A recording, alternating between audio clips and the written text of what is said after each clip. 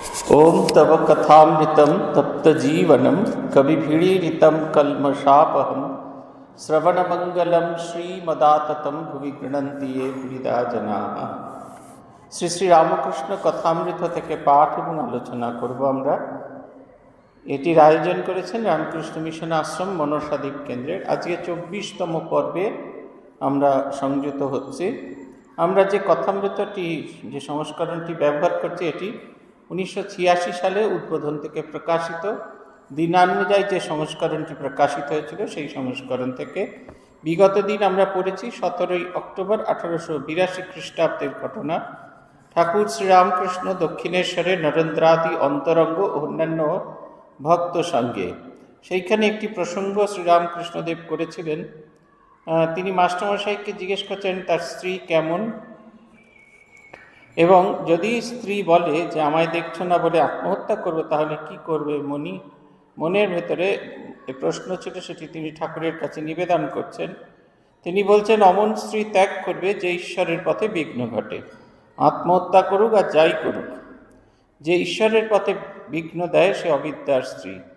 গভীর চিন্তামগ্ন হয়ে মণি দেওয়ালের ঠেসান দিয়া এক পাশে দাঁড়াইয়া রহিলেন। নরেন্দ্রাদি ভক্তগণ ক্ষণকাল অবাক হইয়া রহিলেন। ঠাকুর বলছেন, ঠাকুর তাহাদের সহিত একটু কথা কহিতেছেন। হঠাৎ মনির কাছে আসিয়া একান্তে আস্তে আস্তে বলিতেছেন, কিন্তু যার ঈশ্বরে আন্তরিক ভক্তি আছে তার সকলেই বশে আসে, রাজা, দুষ্টলোক, স্ত্রী। নিজের আন্তরিক ভক্তি থাকলে স্ত্রীও ক্রমে ক্রমে ঈশ্বরের পথে যেতে পারে। নিজে ভালো হলে ঈশ্বরের ইচ্ছাতেও সেও ভালো হতে পারে। এ কথাটির অর্থ হচ্ছে এই যে আমরা যদি ভগবানকে চাই, ভগবানকে পাওয়ার ইচ্ছাটা আমাদের ভেতরে জাগবে।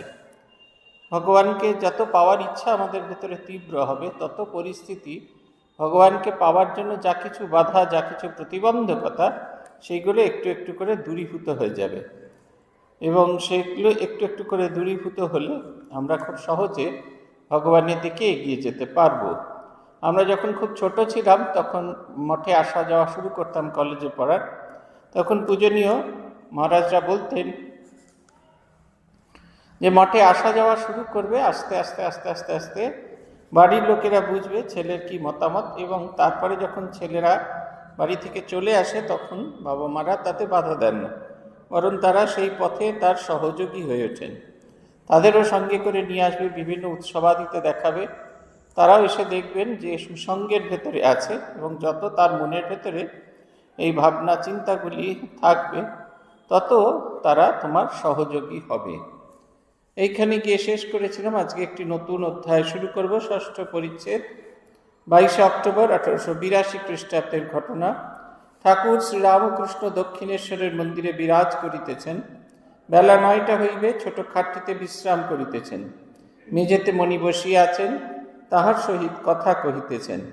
আজ বিজয়া, রবিবার 22 অক্টোবর 1882 খ্রিস্টাব্দ, আশ্বিন শুক্লা দশমী তিথি, 6 কার্তিক 1289 বঙ্গাব্দ। আজকাল রাখাল ঠাকুরের কাছে আছেন।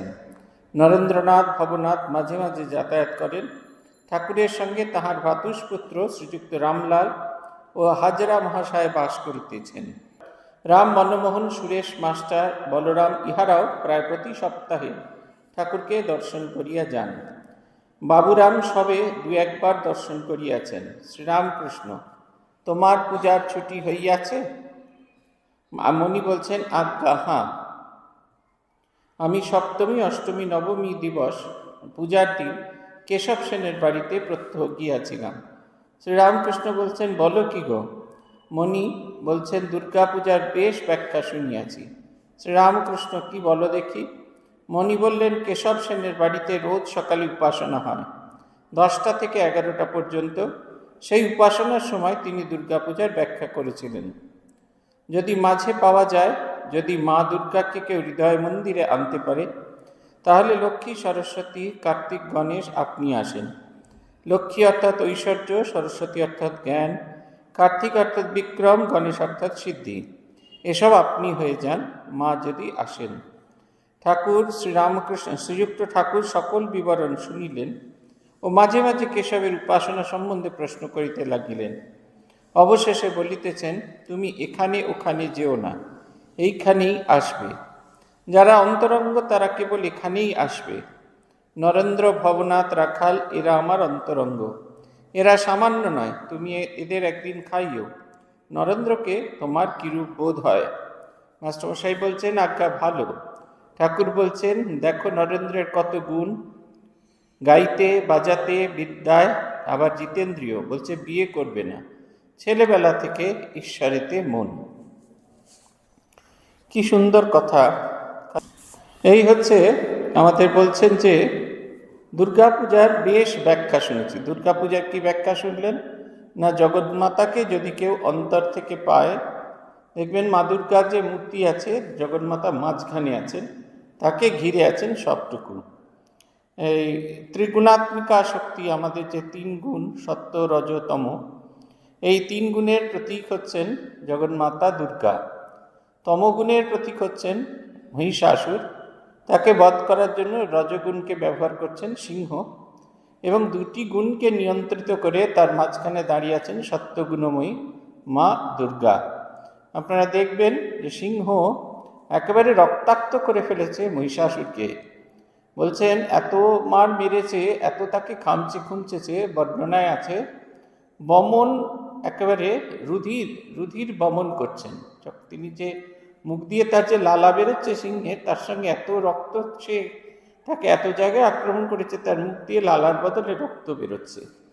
এটা হচ্ছে প্রতীকী। রজগুণকে যদি, তমগুণকে যদি নাশ করতে হয়, তাহলে প্রবল রজগুণের প্রয়োজন আছে। আপনি রোজ সকালবেলা 4টের সময় ঘুম থেকে উঠে জপ ধ্যান করতে চান, তখন প্রবল চেষ্টা করতে হয়। মোবাইল ফোনে অ্যালার্ম দিতে হয়, ঘড়িতে অ্যালার্ম দিতে হয়, একে বলতে হয়, তাকে বলতে হয়, সবাই মিলে ডাকাটাকি শুরু করে দেবে।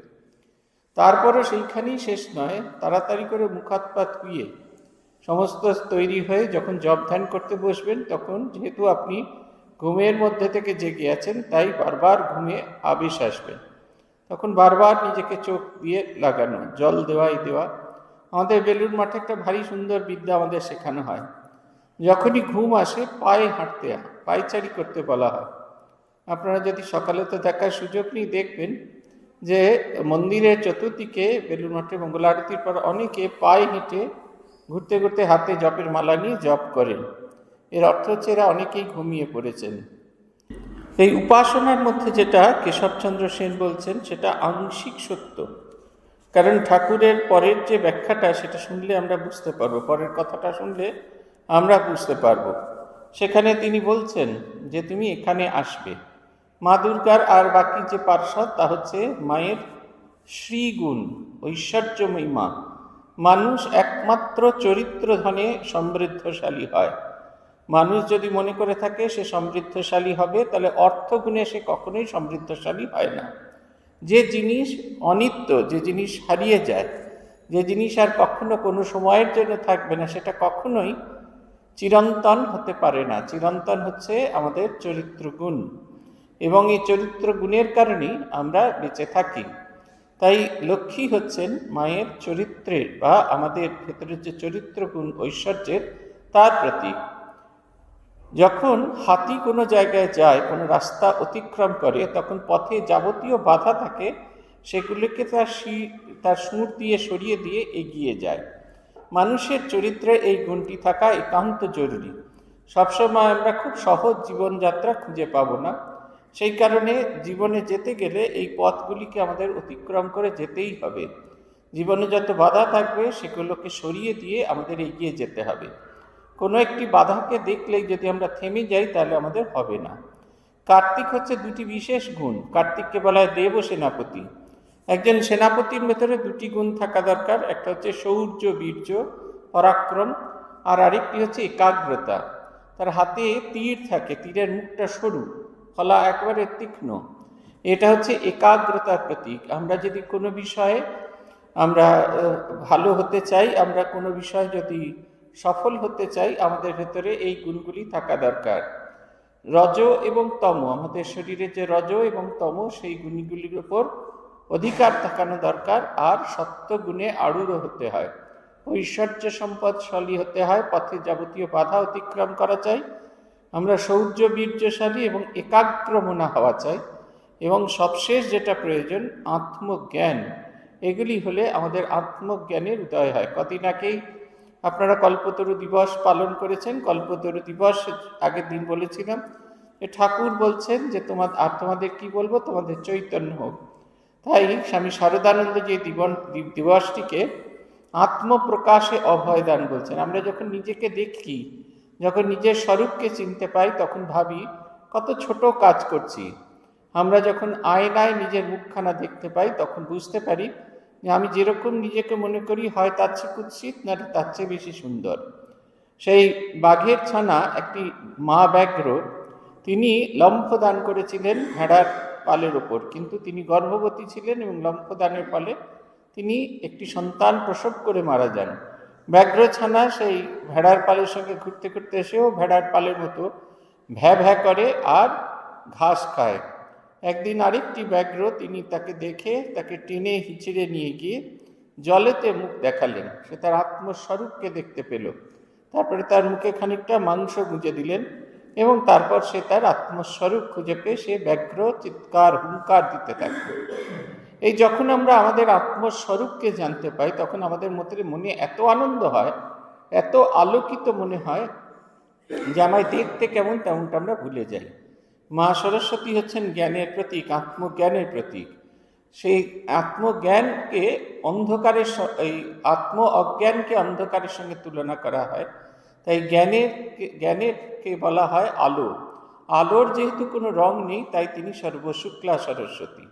এইখানেই থেমে থাকছেন না। দেবীর মাথার ওপর একটি ছোট্ট মূর্তি থাকে, ছবি বা মূর্তি থাকে। শিব ঠাকুর তম্বুরা বাজিয়ে গান গাইছেন, তম্বুরা বাজিয়ে আনন্দ করছেন।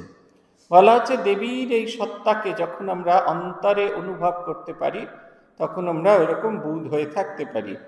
এইখানে বলছেন যেহেতু তিনি সেই অধিকারী নন, তিনি তার মতো করে ব্যাখ্যা করছেন। তিনি বলছেন মাকে হৃদয়ে স্থাপন করলে আপনা আপনি এইগুলি আসবে। লক্ষ্মী অর্থাৎ ঐশ্বর্য, সরস্বতী অর্থাৎ জ্ঞান, কার্তিক অর্থাৎ বিক্রম, গণেশ অর্থাৎ সিদ্ধি। এই নানা জায়গা থেকে না করে একমুখী জ্ঞান হওয়া দরকার। সেই কারণে তিনি বলছেন তুমি এরপর থেকে এখানে আসবে। এখানে আসবার কথা মানে ঠাকুরের কাছে আসবার কথা বলছেন। এই যে আমাদের একটা থাকে না, আমরা দীক্ষা টিক্ষা নিই, দীক্ষার সময় খানিকটা ভাবস্থ হয়ে থাকি, এবং ভাবস্থ হয়ে থাকি বলে সব ইনস্ট্রাকশনগুলো ঠিক করে শুনি না। কেউ কেউ আবার ঘুমিয়ে পড়েন দেখেছি দীক্ষার সময়। দীক্ষার পরে যখন এই গুরু পূজা হয়, সব হয়ে যাওয়ার পর ক্লান্তিতে ঘুমিয়ে পড়েন। এই মন্দিরেই আমরা দেখেছি ঘুমিয়ে পড়েছেন, একেবারে খুব আচ্ছন্ন হয়ে গেছেন, এই পড়ে যাবেন এরকম অবস্থা। এরকমটি হয়ে থাকে। সেই কারণে আমাদের গুরুরা কৃপা করে আমাদের একটি বই দেন, সাধন পদ্ধতি বলে। এই পদ্ধতিটা এই কারণে দেওয়া হয়, দীক্ষার দিন তিনি যা যা বলেছেন সেগুলি লিখিত অবস্থায় ওইখানে দেওয়া থাকে, যাতে আমরা সেটিকে চর্চা করতে পারি। আমাদের সমস্যা হচ্ছে এই বইয়ের ওপর লেখা আছে অপর কাহাকেও দেখাইবে না, তাই আমরা অন্য কাউকে তো দেখাই না, নিজেরাও ভালো করে খুলে দেখি না। তারপরে এই দীক্ষার দিনে যে আধো যে জ্ঞান যেটা থাকে, সেটার সাথে আর বিভিন্ন জায়গা থেকে যে জ্ঞান আমরা সংগৃহীত করে আমরা একটা খিচুড়ি ধর্মমত পালন করি, এবং সেই খিচুড়ি ধর্মমতে পালন করার ফলে আমাদের কোনো রকম এই অনুভব হয় না। তখন আমরা বলি যে দীক্ষা নেওয়াটাই ব্যর্থ হয়ে গেছে, দীক্ষা নেওয়াটাই বিফল হয়ে গেছে। তা কিন্তু নয়। ঠাকুর বারবার বলছেন যে তুমি এখানে ওখানে যেও না, এইখানেই আসবে। আবার এইটিকে না স্মরজিৎ ইজ প্রেজেন্টিং, কোনো প্রয়োজন নেই প্রেজেন্ট করা। আপনি দয়া করে একটু পুরনো জায়গায় ফিরে আসুন, নাহলে খুব মুশকিল। আজকে সব অন্যান্যরা এসেছেন, তারা নিজেদের মতো করে প্রেজেন্ট করার চেষ্টা করছেন। প্রেজেন্ট করার কিছু নেই। স্মরজিৎ বোস, দয়া করে আপনি শান্ত হয়ে বসুন, ছটফট করবেন না। এই বলছেন তিনি এখানে ওখানে না যাওয়ার কথা বলছেন। এখানে ওখানে না যাওয়ার কথা মানে যে সাধন পদ্ধতি, যে সাধন বিদ্যা আমরা লাভ করেছি, সেইটাকে যদি আমরা পরপর অনুভব করে এগিয়ে যেতে পারি, তাহলে অবশ্যই আমাদের ভগবত দর্শন হবে, ভগবান লাভ হবেই হবে। এটা আমাদের কেউ আটকাতে পারবে না। কিন্তু যদি আমরা সন্দেহ প্রকাশ করি নিজের সাধন পদ্ধতিতে, তাহলে আমাদের সমস্যা হবে। এই কারণে গুরুগৃহে যে আগে 12 বছর রাখার কায়দা ছিল, রাখার নিয়ম ছিল, তার একটাই কারণ ছিল, তার কারণটা হচ্ছে এই, যাতে আনইন্টারাপ্টেডলি আমরা বিদ্যা শিক্ষা করতে পারি, বাইরের প্রভাব যাতে কোনোভাবে আমাদের প্রভাবিত না করতে পারে। আমাদের দুর্ভাগ্য, আমাদের হস্টেলগুলোকে আমরা আলাদা করতে পারি না, কিন্তু আপনারা যদি নরেন্দ্রপুরের হস্টেল দেখেন, সেখানে গেলে বুঝতে পারবেন যে কেন এই ভাবটাকে রাখা হয়েছে। নরেন্দ্রপুরের যে জুনিয়র সেকশন আছে সেটা জোড়াগেট থেকে প্রায় অন্তত 1.5 কিলোমিটার ভেতরের দিকে। এই এতটা রাস্তা, তারা সেখানে একটা আলাদা পৃথিবী আছে, সেখানে প্রত্যেকটি ভবন আছে, সেখানে জুনিয়র সেকশন স্কুল আছে ক্লাস 8 অবধি, তাদের পৃথক মাঠ আছে, যা যা বড় স্কুলে আছে সব কিছু আছে রেপ্লিকা। কিন্তু যেটা নেই সেটা হচ্ছে বাইরের পৃথিবীর সামান্য আঁচটুকুও নেই। সেই ভেতরে তাদের একটা নতুন জগৎ, একটা বিদ্যার জগৎ তৈরি করে দেওয়া হয়, এবং সেই বিদ্যার জগতে তখন যখন তারা থাকে তখন তাদের এই যে বাইরের জগৎটি তাদের সেইভাবে প্রভাবিত করতে পারে না, এবং বাইরের জগৎটি প্রভাবিত না করতে পারার ফলে তারা এক নতুন মানুষে রূপান্তরিত হয়, তারা একটি নতুন মানুষে রূপান্তরিত হয়। পরবর্তীকালে তারা যখন সিনিয়র সেকশনে যায়, সেটাই কিন্তু বাইরের জগৎ বেশ দেখা যায়, তাই বাইরের জগতের প্রতি তারা আকৃষ্ট বোধ করে না, বিদ্যার জগতে তারা ডুবে থাকে। আমরা বেলঘরিয়া শ্রুতিঞ্চমেতেও দেখেছি, সেইখানেও 3 দিক আশ্রমে 3 দিক রেল লাইন দিয়ে ঘেরা, ফলে সেখানে কোনো বাড়ি হবে না, কোনো দিন কোনো আওয়াজ হবে না। আর বাইরের একদিক যেখানে আছে সেটা এতটা দূরে হস্টেল থেকে, বাইরের অনেক কান ফাটানো চিৎকার হলেও সেটা কোনো রকমভাবে আসবে না।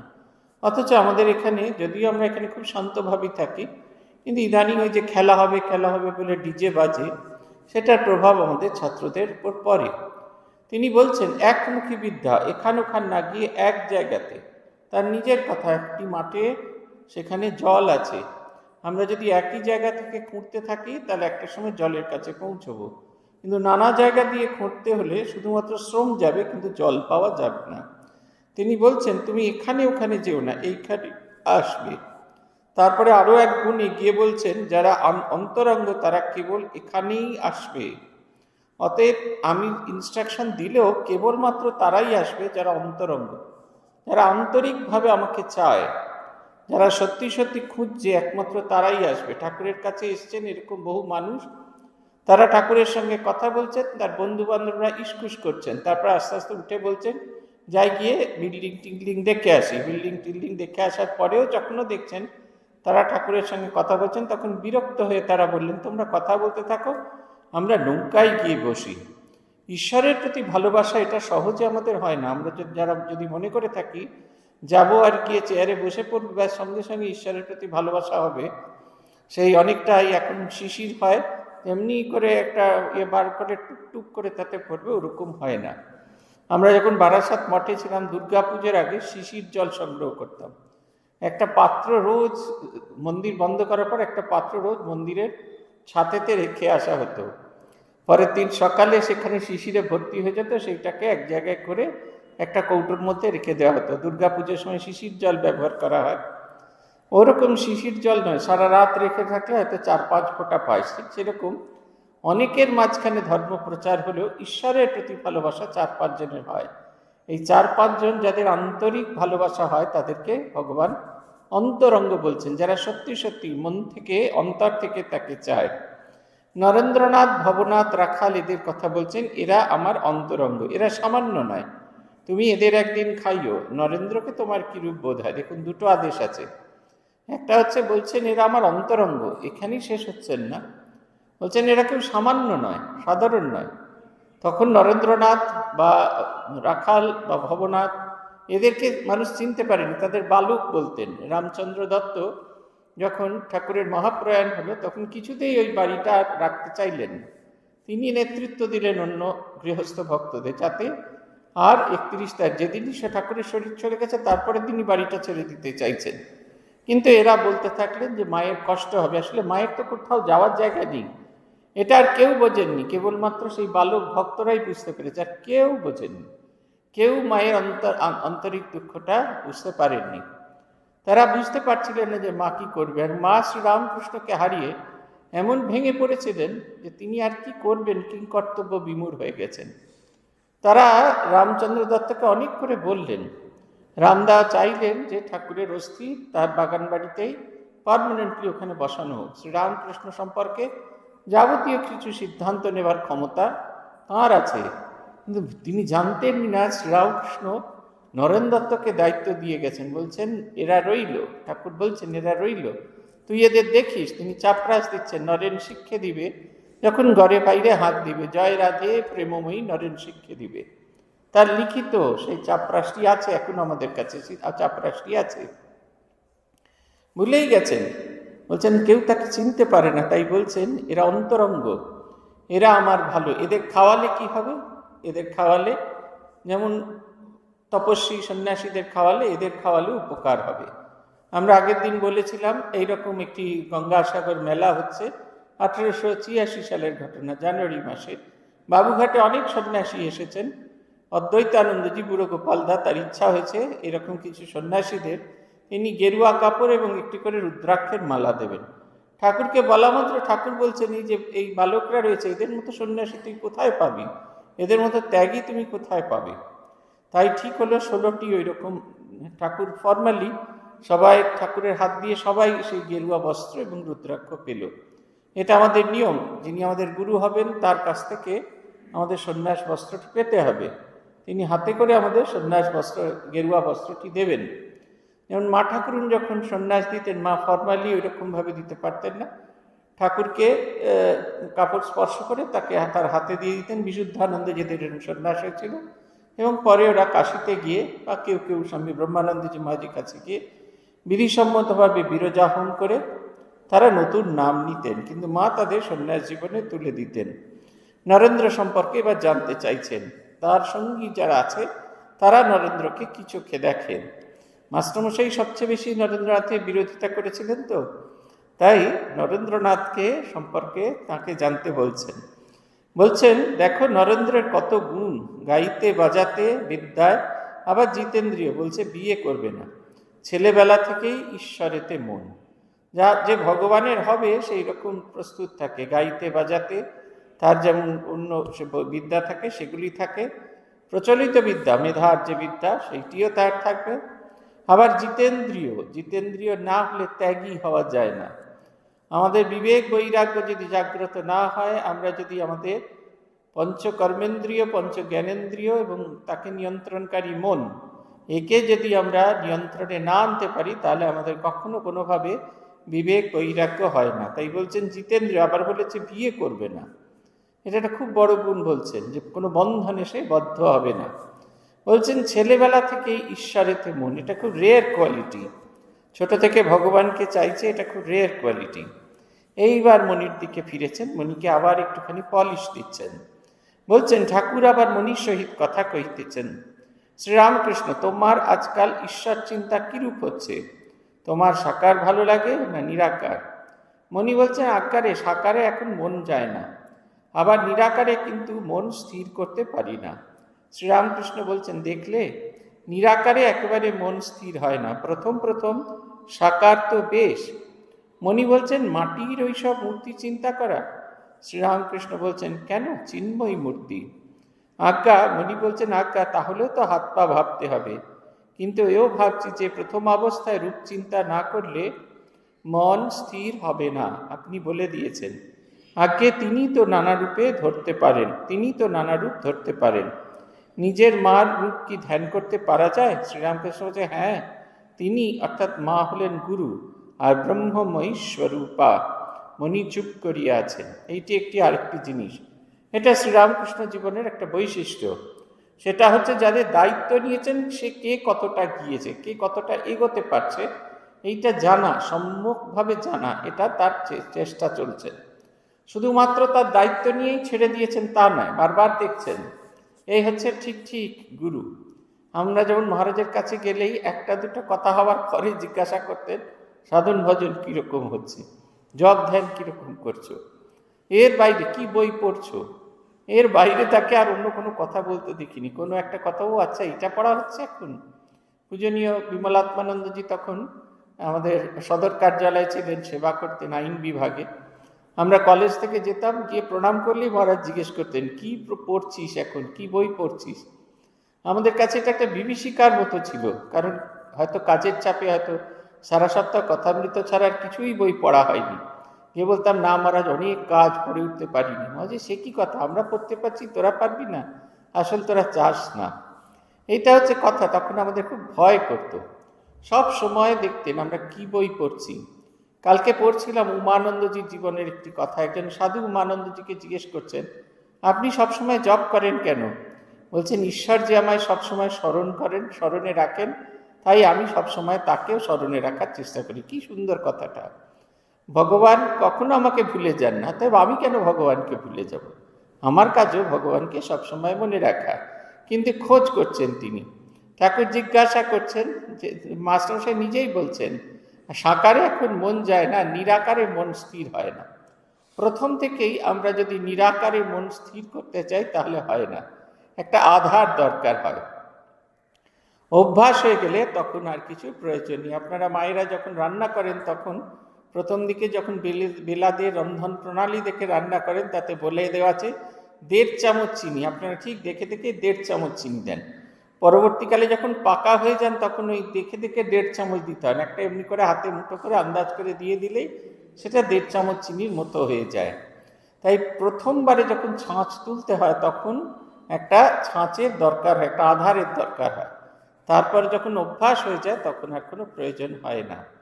ঠাকুর বলছেন, মাস্টারমশাই বলছেন যে ইনি বলছেন মাটির সব মূর্তি চিন্তা করা, মানে মাটির মূর্তি চিন্তা করা। ঠাকুর বলছেন মাটি কেন হবে, তিনি চিন্ময় মূর্তি, মূল মূর্তির প্রকাশ। মূল যে ভাব যেটিকে আমরা ঠিক করতে পারি না তার প্রকাশ। স্বামীজি বলছেন দেবতার মূর্তি কেমন হয় না, প্রত্যেক মানুষ তার মতো মনে করে। যদি একদল যদি আমাদের বৃষর দল মানে মোষের দল, তারা যদি মনে করতো যে তাদের দেবতা কেমন হবে, ভাবতো তাদেরই মতো একটু বড় বৃষ। আপনারা দেখবেন আমরা যে দেবতার মূর্তি কল্পনা করি তার সঙ্গে আমাদের খুব একটা কিছু ফারাক নেই, কিন্তু একটু অতিরঞ্জিত করা থাকে। কেন? তাকে আমার চেয়ে অনেক শক্তিশালী বোঝানোর জন্য দেবী দুর্গার 2-এর বদলে 10টি হাত লাগানো হচ্ছে। এরকম 10 হাতওয়ালা মানুষ হয় না, কিন্তু দেখতে দেখবেন দেবী দুর্গাকে আমার মতো। আমি যা যা কল্পনা করি, আমার টানা টানা চোখ হবে, আমার সেই পটল চেরা খেঁদা চোখকে টানা টানা করবার জন্য দেবী দুর্গার চোখটাকে টানা টানা করি। আমি ভাবি আমার মুখ এইখানে থুতনি দারুণ সুন্দর হবে, আমরা দেবী দুর্গাকে ওই রকম সুন্দর করি। পাতলা পাতলা ঠোঁট হবে, দেবী দুর্গার এরকম পাতলা পাতলা ঠোঁট হবে। অতসী পুষ্পবর্ণা মানে হচ্ছে জ্যোতির্ময়ী। অতসী ফুল সেই হলুদও নয়, জানি হলুদ রং করে ফেলে, হলুদ নয়, একটা সেই জ্যোতির্ময়, জ্যোতিস্বরূপা, ড্যাজলিং। আমরা আমাদের নিজেদের যেরকম ভাবতে থাকি দেবতাকেও ঠিক সেই রকম কল্পনা করি। আমাদের ভেতরে একটা ড্যাজলিং সত্তা আছে, আলোকিত সত্তা, সেইটাকে কল্পনা করে থাকি। তাই বলছেন যে চিন্ময় মূর্তি হবে, মৃন্ময় মূর্তি হবেন কেন, তিনি হলেন চিন্ময় মূর্তি। এরপরে বলছেন, আচ্ছা মাকে কি ভাবা যায়, মাকে কি ঈশ্বর কল্পনা করা যায়? ঠাকুর বলছেন হ্যাঁ, তিনি মা অর্থাৎ গুরু অর্থাৎ ব্রহ্মময়ী স্বরূপা। আমরা যাকে সবচেয়ে বেশি ইগনোর করি, আমরা ভুলে যাই তিনি ব্রহ্মময়ীর অংশ। ব্রহ্মময়ী যেরকম জগৎ সৃজন করেন তার ইয়ে থেকে, তার পেট থেকে, ঠিক সেই রকম জগন্মাতার মায়ের মূর্তিরা তারা আমাদের সৃজন করেছেন, তারা মহাশক্তিশালী। বলছেন মণি চুপ করিয়া আছেন। কিয়ৎক্ষণ পরে আবার ঠাকুরকে জিজ্ঞাসা করলেন, আজ্ঞা নিরাকার কিরকম দেখা যায়, ও কি বর্ণনা করা যায় না? ঠাকুর একটু চিন্তা করিয়া, ও কিরকম জানো? এই কথা বলিয়া ঠাকুর চুপ করিয়া গেলেন। তৎপরে সাকার নিরাকার দর্শন কিরূপ অনুভূতি হয় এই কথা বলিয়া দিলেন। আবার চুপ করিয়া রইলেন। শ্রীরামকৃষ্ণ বলছেন, কি জানো, এইটি ঠিক বুঝতে সাধন চাই। ঘরের ভেতরে রত্ন যদি দেখতে চাও আর রত্ন নিতে চাও, তাহলে পরিশ্রম করে চাবি এনে দরজার তালা খুলতে হবে, তারপর রত্ন বার করে আনতে হয়। তা না হলে তালা দেওয়া ঘর, দ্বারের কাছে দাঁড়িয়ে আছি, ওই আমি দরজা খুললুম, সিন্ধুকের তালা ভাঙলুম, ওই রত্ন বার করলুম, এ শুধু দাঁড়িয়ে ভাবলে তো হয় না, সাধন করা চাই। এইটি একটি খুব গুরুত্বপূর্ণ জিনিস যেটা আমরা সবসময় ভুলে যাই। সেটা হচ্ছে এই যে দর্শনানুভূতি কেমন সেটি বুঝতে গেলে আমাকেও সেই তার অধিকারী হয়ে উঠতে হয়। যেরকম আপনারা যারা আপনাদের প্রিয়জনদের হারাননি, প্রিয়জনকে হারানোর ব্যথা কীরকম এটা আপনারা কিন্তু অনুভব করতে পারবেন না। কিন্তু যারা প্রিয়জনদের হারিয়েছে তারা সহজেই প্রিয়জনকে হারানোর ব্যথা কত তীব্র, কত কষ্টকর সেটা তারা অনুভব করতে পারেন। ঠিক সেই রকম সাধন না করলে সাধনানুভূতি সেটা বোঝা যায় না। এই যে স্বামীজি বলছেন না, ধীরে ধীরে ছায়াদল মহালয়ে প্রবেশিল, বহে মাত্র আমি আমি সে ধারাও অনুক্ষণ, সে ধারাও বদ্ধ হলো শূন্যে শূন্য মিলাইল, অবাঙ্গ মনস গোচরম বোঝে প্রাণ বোঝে তার। বলছেন সমাধির অংশে বলছেন একটা সময় সব কিছু হারিয়ে যায়, নাহি সূর্য নাহি জ্যোতি নাহি শশাঙ্ক সুন্দর, ভাসে বোমে ছায়া সম ছবি বিশ্ব চরাচর, ছায়ার মতো দেখা যায়। শ্রীরামকৃষ্ণ যখন প্রথমবার জগন্মাতাকে দর্শন করলেন, তারপর থেকে তাঁর যখন ওই ভাব সমাধি হতো, কেমন হতো সেই অনুভূতি, সেটি লীলা প্রসঙ্গে আছে। সেখানে ঠাকুর নিজে মুখে স্বীকার করছেন। কীরকম স্বীকার করছেন? বলছেন, যখন জগন্মাতাকে দেখতে পাচ্ছি না বলে আকুল হয়ে গঙ্গার তীরে আমি একেবারে সেই গঙ্গার তীরে নিজের মুখ রগড়াচ্ছি, এমন সময় দেখতে পেতুম জগন্ময়ী মা, মায়ের আনন্দময়ী মূর্তিটি দেখতে পেতুম। আর কি দেখতে পেতুম? যারা মানুষজন দাঁড়িয়ে আছে তাদের নাটকের পেছনের প্রেক্ষাপটের মতো ছায়াছবির মতো দৃশ্যমান হতো। আপনারা যারা পুরনো দিনে যাত্রা নাটক দেখেছেন, স্ক্রিন আঁকা হতো। হয়তো নাটকটা গ্রামের ইয়েতে বর্ণনা করা হচ্ছে, স্ক্রিন আঁকা হতো, নদী তাতে একটা বয়ে যাচ্ছে। সত্য নয়, কিন্তু সেগুলো সবই আছে, কিন্তু সেগুলো কোনোটাই সত্য নয়। ঠিক সেই রকম মানুষজনকে ছায়াছবির মতো মনে হতো। তারা দাঁড়িয়ে আছেন, তারা আমার দুঃখে ব্যথিত হচ্ছেন, আমি যে আকুলতা প্রকাশ করছি তাতে তারা আকুল হয়ে যাচ্ছেন, অথচ তাদেরকে আমি কিছুতেই স্বাভাবিক মনে, আমার জগতের সঙ্গে তার সম্পর্ক নেই। আমি যে উচ্চ জগতে আছি তারা সেই জগৎ থেকে অনেকখানি দূরে। তাই এইটা বুঝতে গেলে আমাদের অনুভব চাই। বলছেন ধীরে ধীরে ছায়াদল মহালয়ে প্রবেশ। এই যে জগৎ সংসার সেটা পুরোটাই মহালয়ে প্রবেশ, তার অস্তিত্ববিহীন হয়ে যায়।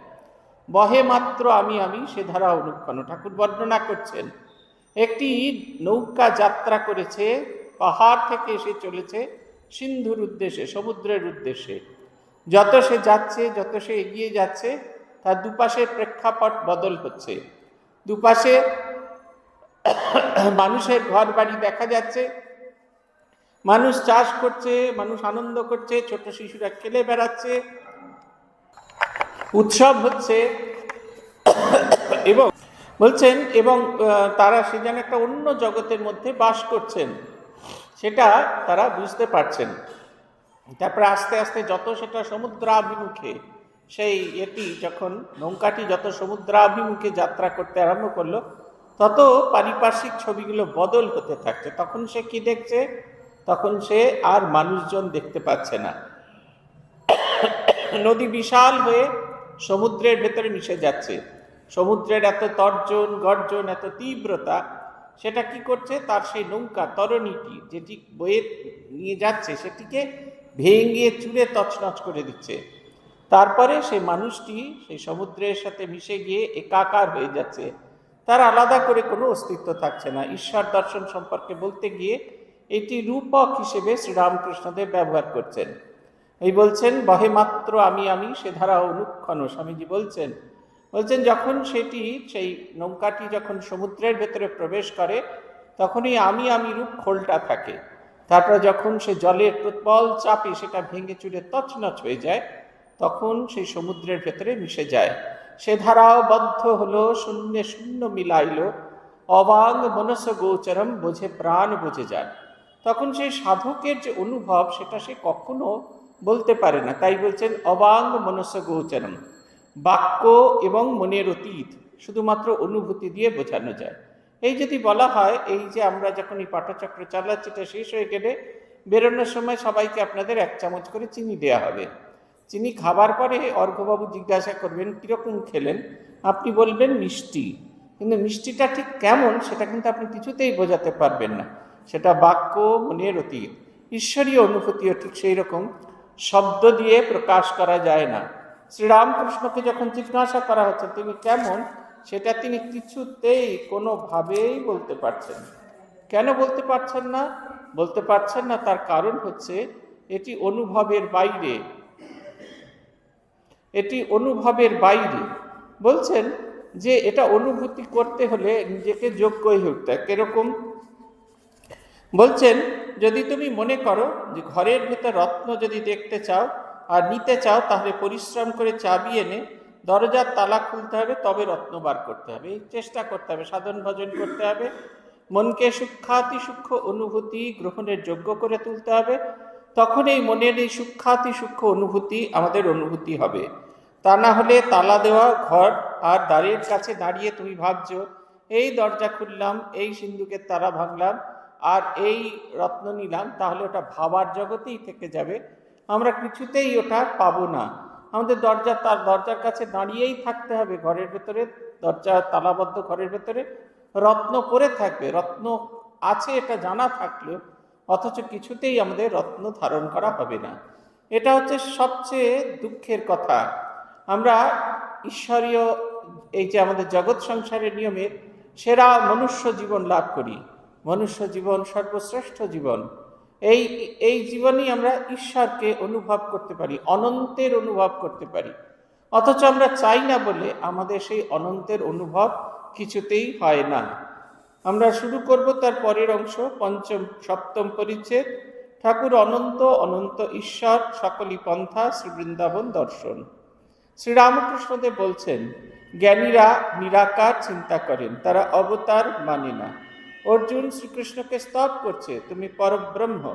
কৃষ্ণ অর্জুনকে বলছেন আমি পূর্ণ, অর্জুন কৃষ্ণকে স্তব করছেন তুমি পূর্ণ ব্রহ্ম। কৃষ্ণ অর্জুনকে বললেন আমি পূর্ণ ব্রহ্ম কিনা দেখবে এসো। এই বলিয়া একটি জায়গায় নিয়ে গেলেন। তিনি বললেন তুমি কে দেখছো? অর্জুন বললেন আমি একটি বৃহৎ গাছ দেখছি, তাতে থলো থলো কালো জামের মতো ফল ফলে রয়েছে। কৃষ্ণ বললেন আরও কাছে এসে দেখো, থলো থলো ফল নয়, থলো থলো কৃষ্ণ অসংখ্য ফলে রয়েছে আমার মতো।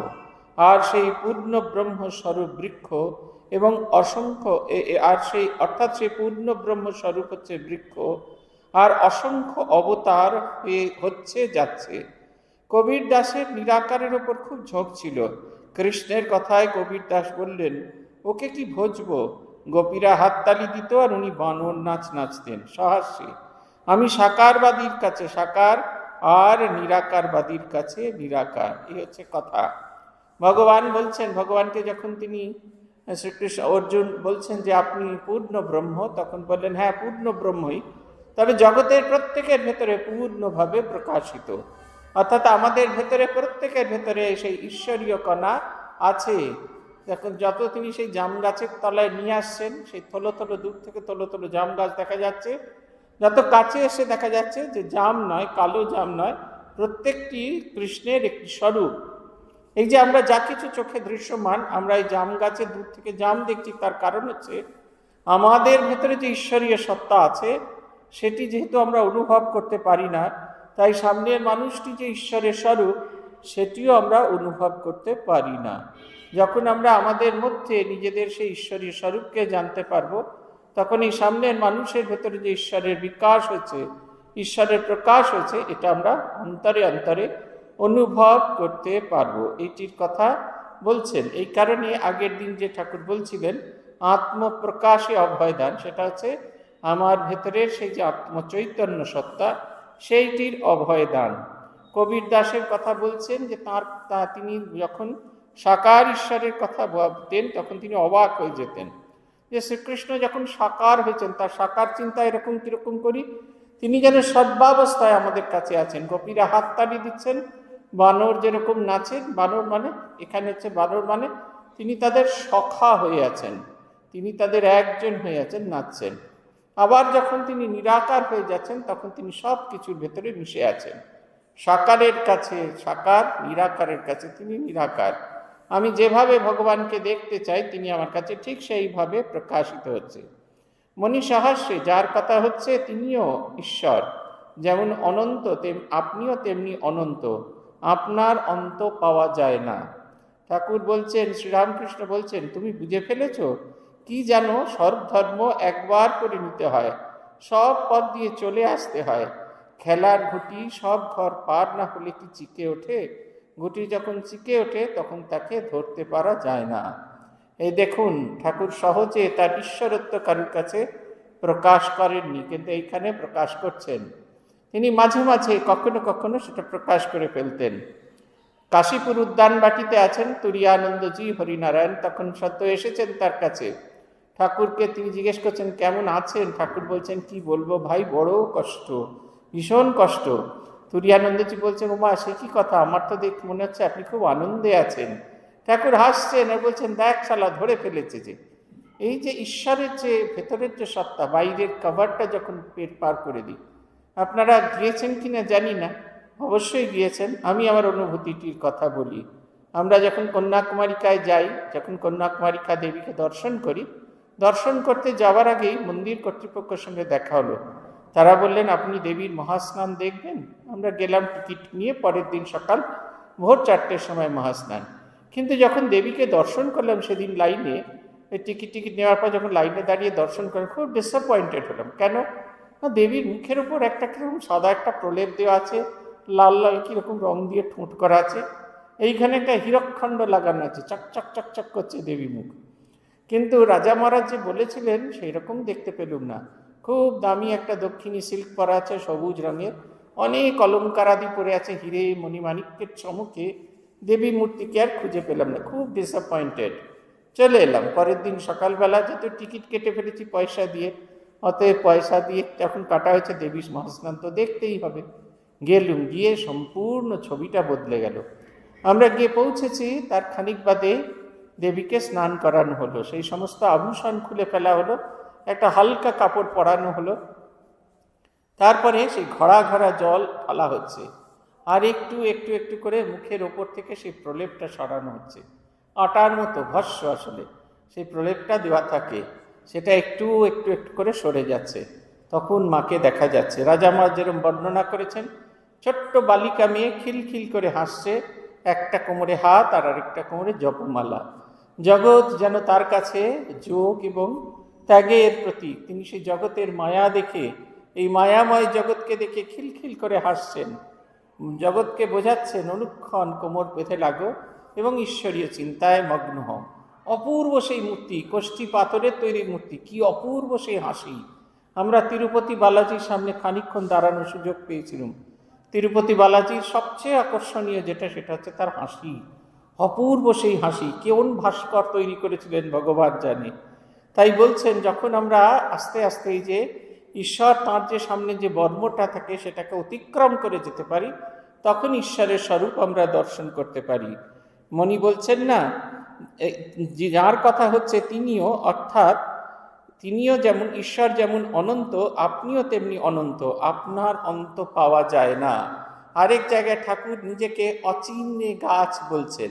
অচিনে গাছ বলছেন এক ধরনের গাছ, যে গাছ কখনো দেখলে চিনতে পারা যায় না। মাস্টারমশাই বলছেন অচিনে গাছ কিনা জানি না, কিন্তু এটা জানি যে আপনাকে যত বেশি জানবে তার ভেতরে আপনি তত বেশি বিকশিত হবেন, ভগবান তার বেশি আরো বেশি প্রকাশিত হবে। এইটির কথা বলছেন তুমি বুঝে ফেলেছ কি জানো, সব ধর্ম এক একবার করে নিতে হয়, সব পথ দিয়ে চলে আসতে হয়। খেলার ঘুঁটি সব খড় না পার হলে কি চিকে উঠে? ঘুঁটে যখন চিকে উঠে তখন তাকে ধরতে পারা যায় না। সব ধর্মপথ দিয়ে তাকে যেতে হয়। আপনারা সাপ লুডোর খেলা দেখেছেন। পূজ্যপাদ রঙ্গনাথানন্দজি যখন শেষ সময় তার মন নামিয়ে রাখার জন্য তাকে সাপ লুডোর একটা ছক দেওয়া হয়েছিল। ঘুঁটিগুলো ম্যাগনেট দিয়ে লাগানো ছিল সেগুলো, কারণ উনি ওনার পক্ষে হাত দিয়ে নড়ানো সহজ ছিল না, তাই ঘুঁটিগুলো ম্যাগনেট দিয়ে নাড়াতেন।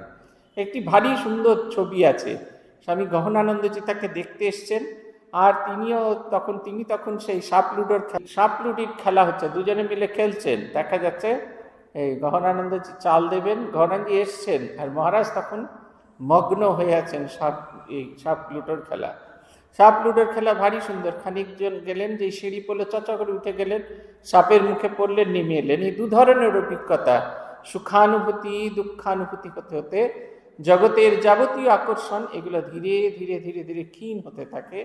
তখন আমরা যখন ওপরে উঠি তখন ঈশ্বরের অনন্ত মহিমা অনুভব করতে পারি। বিশ্বরূপ দর্শন যোগ হচ্ছে, আমাদের অর্জুন দর্শন করছেন শ্রীকৃষ্ণকে, তার নানা রূপ দর্শন করেছেন। সব রূপ দর্শন করার পর তার মনে হচ্ছে এই জগৎ সংসারে সব কিছু তুমি, যদি জানতে হয় একমাত্র তোমাকেই জানবো। কারণ এই কথা আমার কাছে খুব পরিষ্কার, জগতে সবাই যদি আমায় ছেড়ে যায়, তুমি কখনো কোনো অবস্থাতে আমাকে ছেড়ে যাবে না। তাই অন্য কাউকে জানার আগে সবার আগে তোমাকে জানবো, তুমি একমাত্র জানার বস্তু। ভগবান আমাদের মনের সেই অবস্থা করুন, আমরা যেন সব ঘর পেরিয়ে এই অনুভবে আমাদের পাকা হয় যে তিনি একমাত্র জানার বস্তু।